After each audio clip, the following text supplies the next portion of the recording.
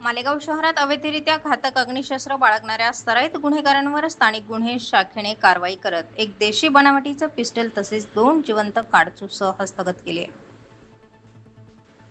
जिल्ह्यातील अवैध व्यवसायांचं समूळ उच्चाटन तसेच सराईत गुन्हेगारीला प्रतिबंध होण्यासाठी पोलीस अधीक्षक नाशिक ग्रामीण यांच्या आदेशान्वये कारवाई सुरू करण्यात आली.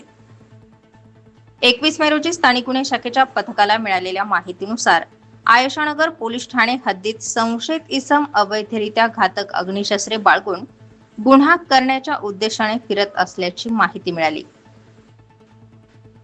पथकाने सापळा रचून यातील 2 संशयितांना ताब्यात घेतले. यातील वसीम शेख इस्माईल तसेच मुशीर अली नूर अली सय्यद या दोघांना ताब्यात घेऊन अंगझडती घेतली असता त्यांच्या कब्जात एक देशी बनावटीचं पिस्टल 2 जिवंत काडतूस आढळून आली.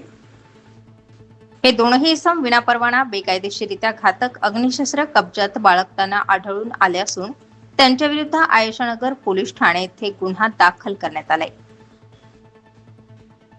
यापूर्वीही मालेगाव शहरातील विविध पोलीस ठाण्यांमध्ये जबरी चोरी, प्राणघातक हल्ला, गंभीर दुखापत यासारखे गुन्हे दाखल असल्याची माहिती पोलीस तपासात समोर आली.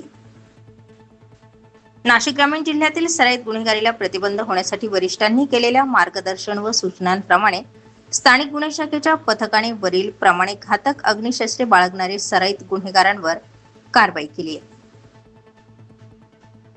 स्टार 24 फास्ट न्यूज साठी माधव खाबिया सह राजेंद्र राठोड, नाशिक ग्रामीण.